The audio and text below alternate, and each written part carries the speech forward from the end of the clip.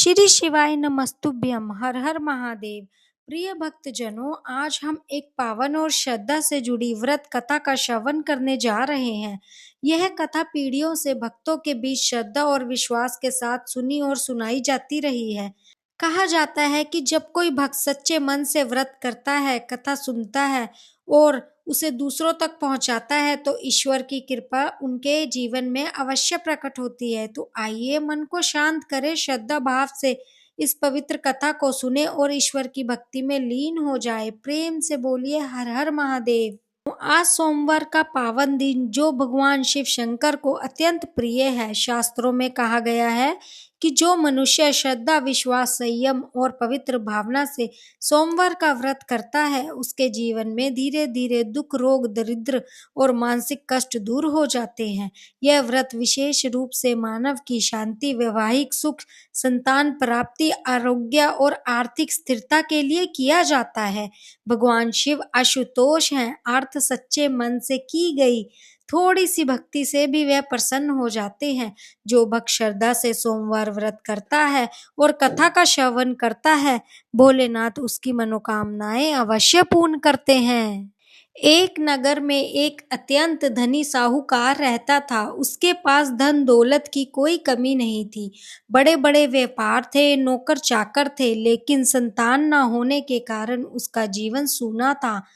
वह और उसकी पत्नी इसी दुख में दिन रात चिंतित रहते थे। संतान प्राप्ति की इच्छा से साहूकार प्रत्येक सोमवार व्रत रखता, शिव मंदिर जाता, विधि पूर्वक पूजन करता, सच्चे मन से भगवान शिव से प्रार्थना करता। उसकी भक्ति देखकर एक दिन माता पार्वती प्रसन्न हो गई। माता ने भगवान शिव से कहा कि यह साहूकार आपका अत्यंत भक्त है, तो कृपया इसकी प्रार्थना स्वीकार कीजिए, इसकी संतान की इच्छा पूर्ण कीजिए। भगवान शिव बोले कि इसके पूर्ण जन्म के कर्मों के अनुसार इसके इस जीवन में संतान का योग नहीं है। माता पार्वती ने पूर्ण आग्रह किया। माता पार्वती के अनुरोध पर भगवान शिव ने साहूकार को पुत्र का वरदान दिया, लेकिन यह भी कहा कि वह पुत्र केवल 12 वर्ष की आयु तक ही जीवित रहेगा। यह संवाद साहूकार ने सुन लिया था। उसने ना तो अधिक हर्ष किया, ना ही वो दुखी हुआ। उसने मन में निश्चित किया जो भी ईश्वर की इच्छा होगी वह स्वीकार करेगा। वह पहले की तरह ही श्रद्धा से सोमवार व्रत करता रहा। कुछ समय बाद साहूकार की पत्नी ने एक पुत्र को जन्म दिया। बालक बड़ा होने लगा। जब वह 11 वर्ष का हुआ तब साहूकार ने उसे विद्या अध्ययन के लिए काशी भेजने का निश्चय किया। साहूकार ने बालक के मामा को बुलाया और कहा कि वह बालक को काशी ले जाएं, मार्ग में यज्ञ कराएं, ब्राह्मणों को दान देते जाएं। दोनों मामा भांजे यज्ञ करते हुए आगे बढ़े चलते गए। मार्ग में एक नगर आया जहां राजकुमारी का विवाह हो रहा था।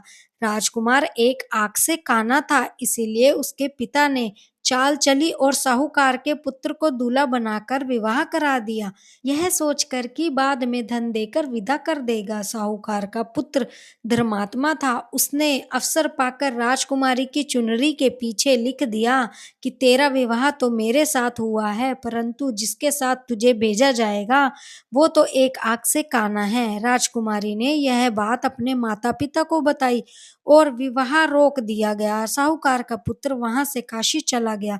काशी में यज्ञ के दौरान 12 वर्ष के पूर्ण होते ही बालक के प्राण निकल गए। मामा विलाप करने लगा।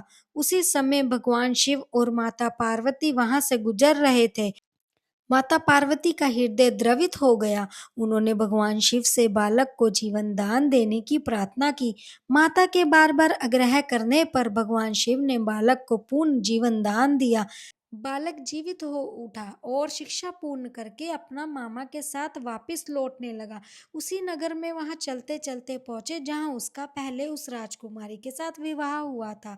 इस बार राजकुमारी को विदा किया गया। इधर साहूकार और उसकी पत्नी अपने पुत्र की प्रतीक्षा में व्याकुल थे। पुत्र को जीवित देखकर दोनों की आंखों में आंसू बह निकले। उसी रात भगवान शिव ने स्वप्न में साहूकार को दर्शन देकर कहा कि सोमवार व्रत और कथा के प्रभाव से उसके पुत्र की दीर्घायु प्राप्त हुई है। इस प्रकार जो भी भक्त श्रद्धा और नियम और विश्वास के साथ सोमवार का व्रत करता है, भगवान भोलेनाथ उनकी सभी मनोकामनाएं पूर्ण करते हैं। यह व्रत केवल एक कथा नहीं है, बल्कि आस्था, धैर्य और विश्वास का मार्ग है। भोलेनाथ अपने भक्तों से कुछ नहीं मांगते, वे केवल सच्चा मन चाहते हैं। जो व्यक्ति मन, वचन और कर्म से शिव को स्मरण करता है, उसके जीवन में कष्ट, भय और दरिद्रता स्वयं दूर हो जाती है।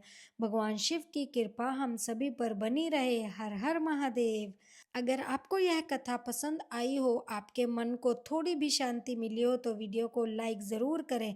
अपने परिवार और मित्रों के साथ इसे शेयर करें, ताकि भक्ति का यह संदेश चारों ओर तक पहुँचे। और ऐसी ही सरल और सच्ची कथाओं के लिए चैनल को सब्सक्राइब करना ना भूलें। तो प्रेम से लिखिए हर हर महादेव।